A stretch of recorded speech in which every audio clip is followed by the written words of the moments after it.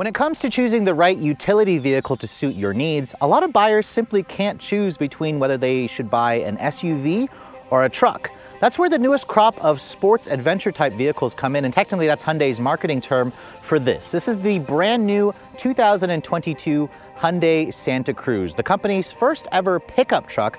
This is a new smaller type of unibody truck that's designed to go head to head with something like the upcoming Ford Maverick. And just like the Hyundai Tucson, it has a pretty similar front fascia because it's built off of the same platform, of course longer because they added a 4-foot 3-inch bed at the back. So if you guys are stumped between choosing an SUV and a truck, is the new 2022 Santa Cruz the perfect compromise? Stay tuned to find out.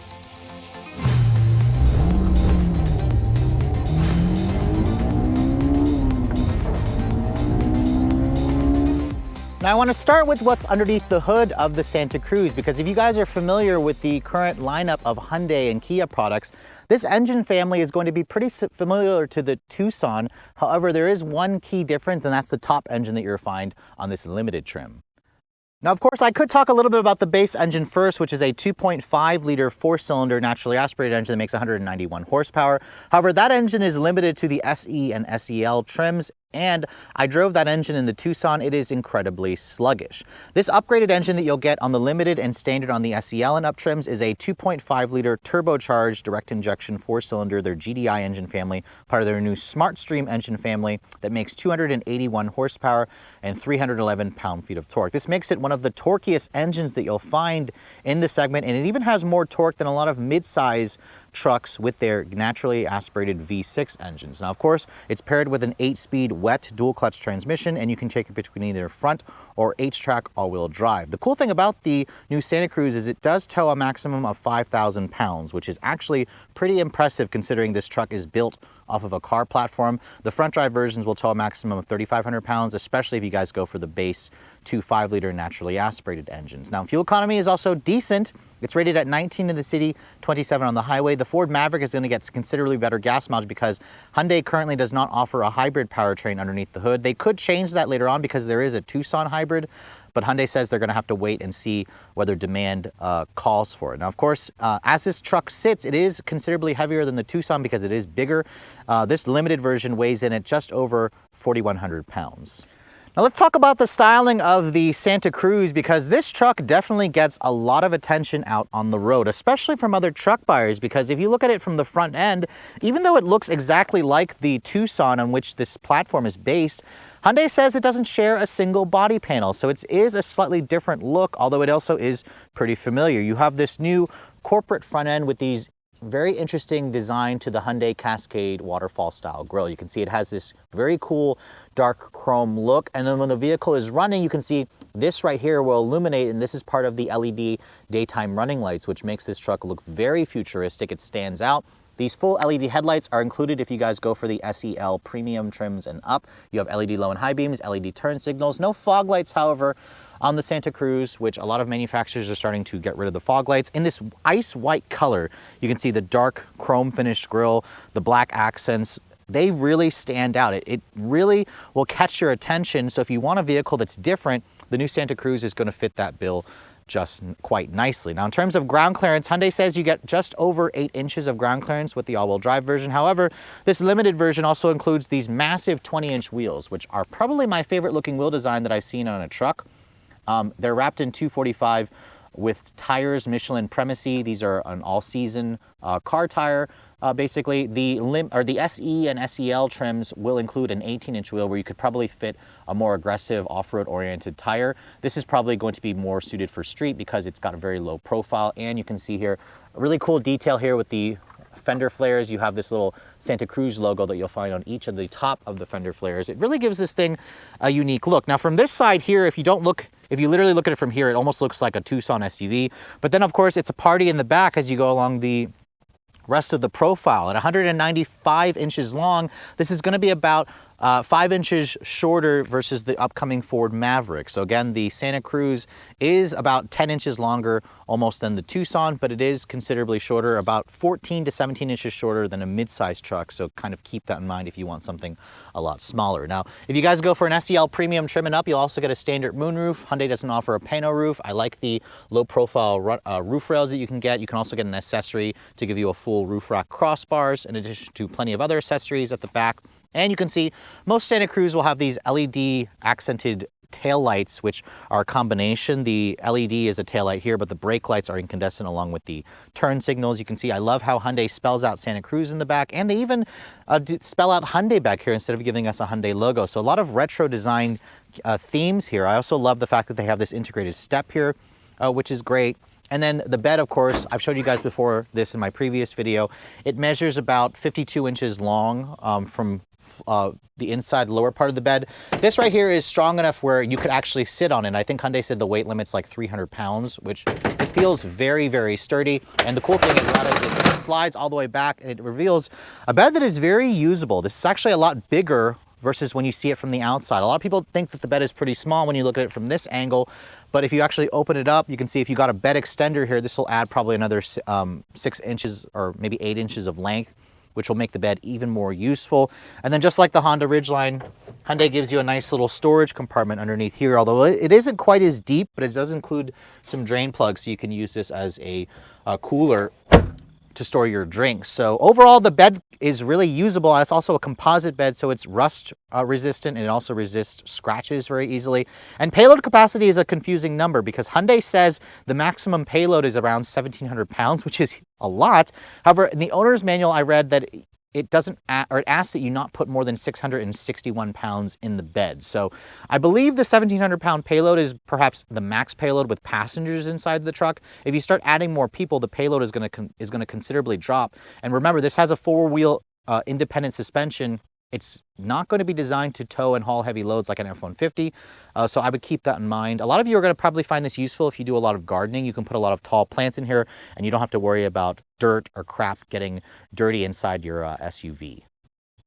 Now, before I remind you guys what the interior is like, let me first show you guys the key fob. I've shown you this Hyundai key on a lot of other products. The one thing the Santa Cruz does not offer is this Smart Park feature from the remote, where you can actually move the vehicle forward and back. I believe the Tucson offers that, but not available on the Santa Cruz, which doesn't surprise me. This is on the lower end of their portfolio. Now, in terms of the interior, this is the all black interior with the full leather. You can see it's got an 8-way power driver's seat. No memory seats, however. I would have liked to see that in the Limited, but these seats are heated and ventilated, which is nice. The steering wheel is also heated. This interior is exactly the same layout and design as the Tucson. So if you like the way the interior looks on the Tucson, this is going to feel pretty familiar. As I get inside, you can feel the step-in height definitely feels appropriate, not quite as tall as other trucks, obviously, because it doesn't have that much ground clearance when I shut the door.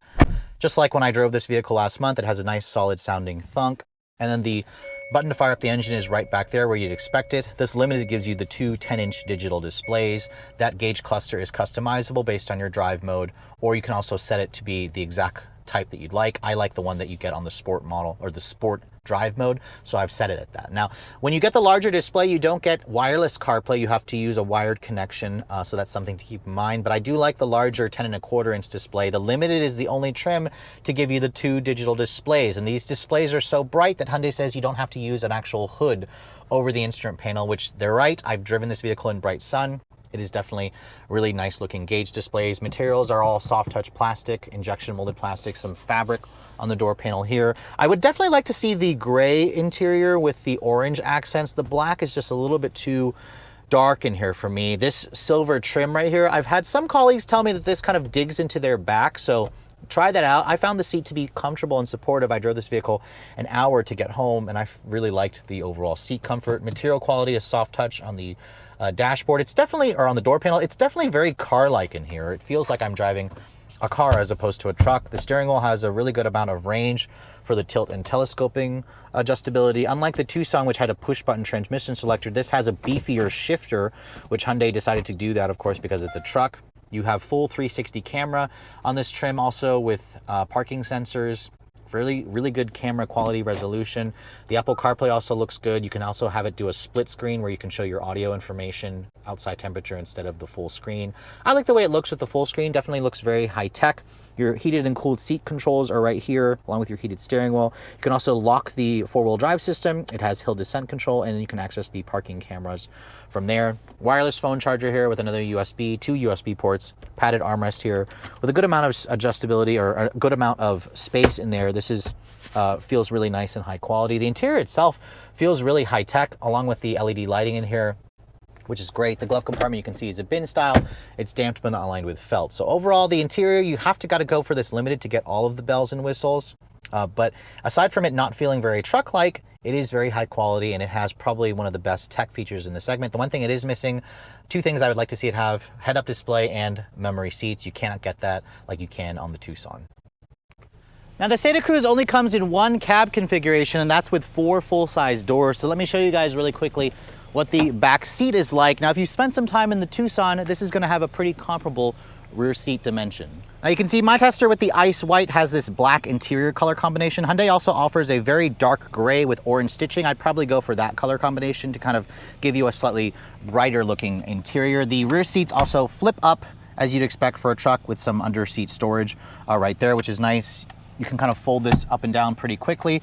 Hyundai also does not give you an armrest here. I was surprised. It looks like an armrest. It really fooled me, but this is just the adjustable head restraint for the middle passengers. Now, in terms of space, there's about 36 inches of legroom back here, which is not bad, but remember, this is on par with most of the mid-size trucks, except for the Honda Ridgeline, which offers more space. Full-size trucks are still going to give you more room. I'll be curious to see if the Maverick gives me more space versus this truck. Getting inside, you can see material quality back here is hard-touch plastic. That slide-up area here, the design of the rear exterior panel, definitely limits rear seat visibility, so it does feel a little bit more narrow, almost coupe-like in this back seat. The limited version gives you 2 USB ports, you have rear seat air vents, you have 2 map pockets as well, and then this seat here certainly is wide enough to accommodate 3 people across, but they definitely need to be more narrow in frame. The full-size trucks definitely feel a lot more spacious. Above me, you can see there is LED lighting. The sunroof does take up a little bit of space, but no heated back seats back here.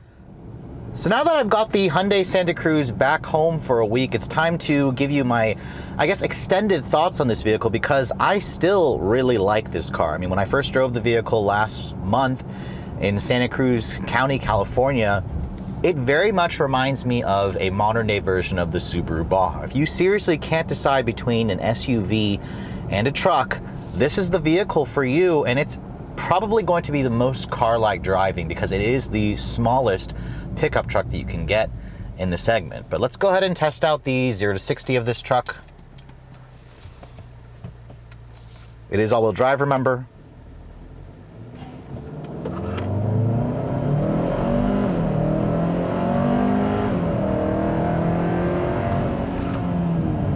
And my first run, I got 5.96 seconds, which is a very impressive number, actually. This is going to be quicker than a lot of other trucks on in the segment because it has a dual clutch. Remember, this is the 2.5 turbocharged 4-cylinder that makes 281 horsepower and 311 pound-feet of torque. This is one of the most powerful engines that you'll find, especially when you look at the torque figure. This just has a ton of torque.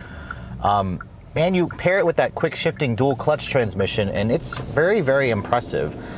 Now, it doesn't really have launch control. I know that some of the newer Hyundai products with their 8-speed dual clutch transmission do have launch control. This one does not. I'm gonna try another run really quick here to see what I can get minus brake torquing, because it didn't really seem to help when I brake torqued it. It actually felt like it was going slower. We'll just floor it from a stop here.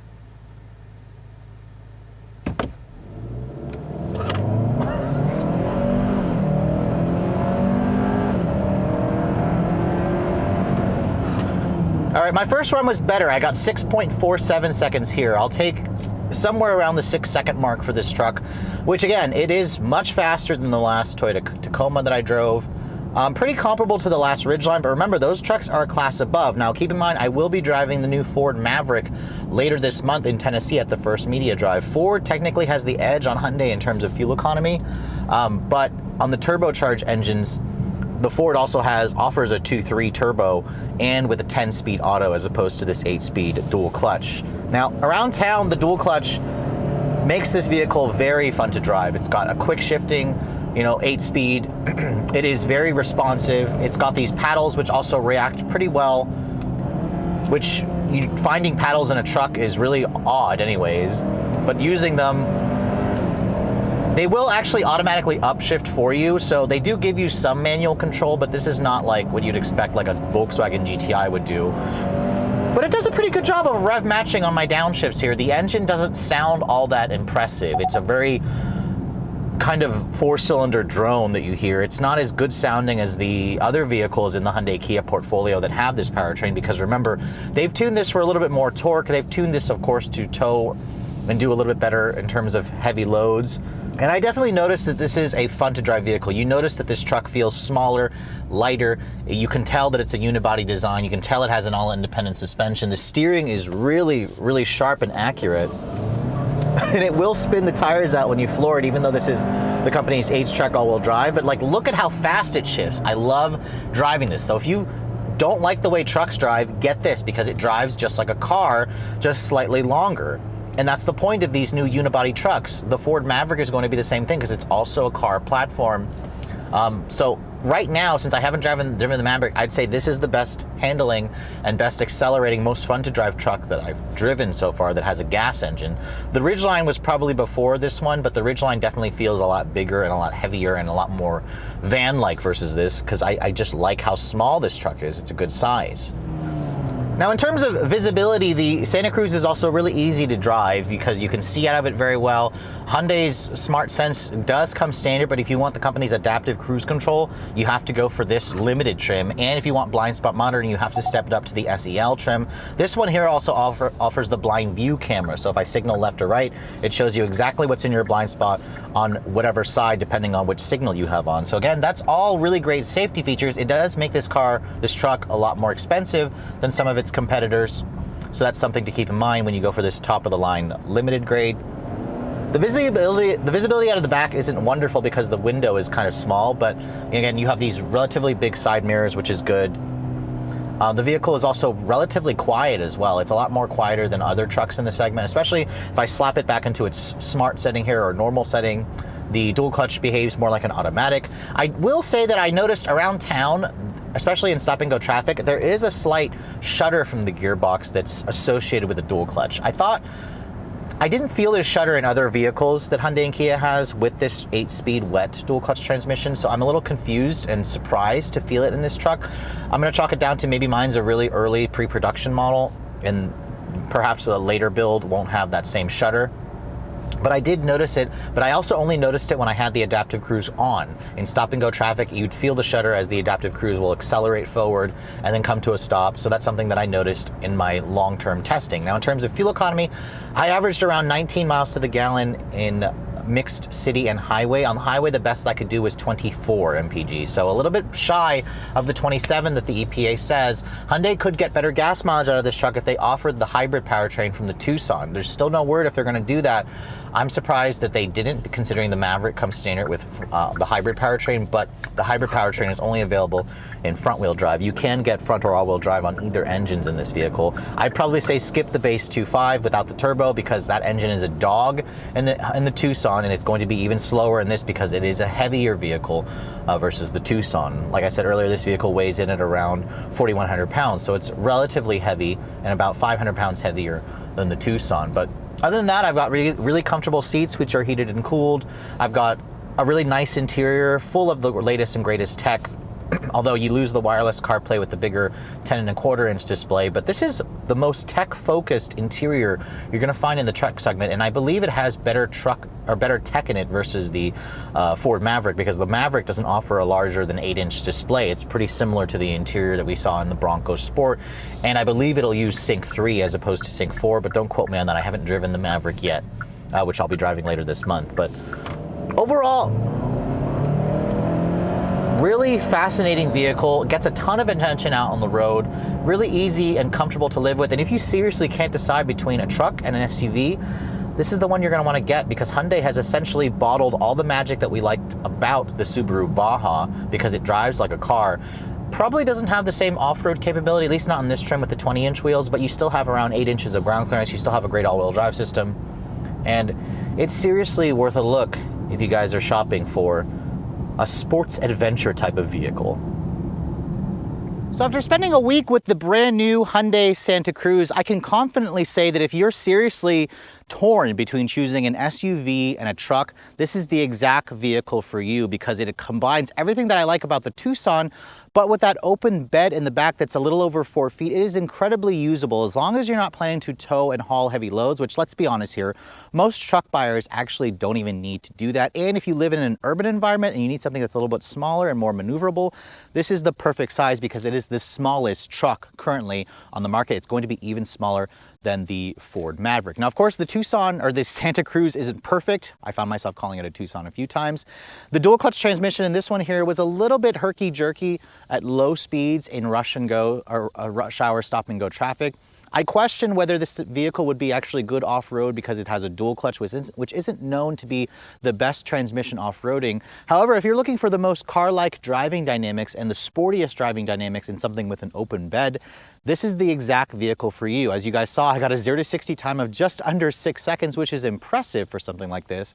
And it handles and rides extremely well, just as good as the last Tucson I drove. However, they do offer it with that turbo engine, which is quick, which you cannot get currently in the 2022 Hyundai Tucson. Now, of course, if you guys are interested in purchasing this truck, it is in Hyundai showrooms right now at a starting price of $23,990 for a front drive version, at about $1,500 if you guys want all-wheel drive.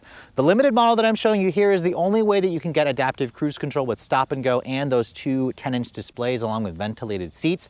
This is considerably more money, but still at an as-tested price of just over $41,000, it is still a relatively strong value considering all of the tech features, the sportiness, the utilitarian features that you get from this vehicle. And remember, if you're considering something like a Toyota RAV4 hybrid or even Hyundai's Tucson, this is not that much more money and you get a vehicle that is significantly more useful in the real world if you guys actually need the open bed capability. But with all that said, I hope you guys have enjoyed my full overview on the brand new 2022 Hyundai Santa Cruz, currently one of my favorite driving trucks on the market until I at least drive the new Maverick later this month. But if you're also looking to see the latest cars I'm testing, be sure to follow me on Instagram at redline_reviews. Like us on Facebook, and as always, guys, please keep subscribing to the Redline Reviews YouTube channel for all the latest reviews. Thank you so much for watching. I'll catch you all in the next video.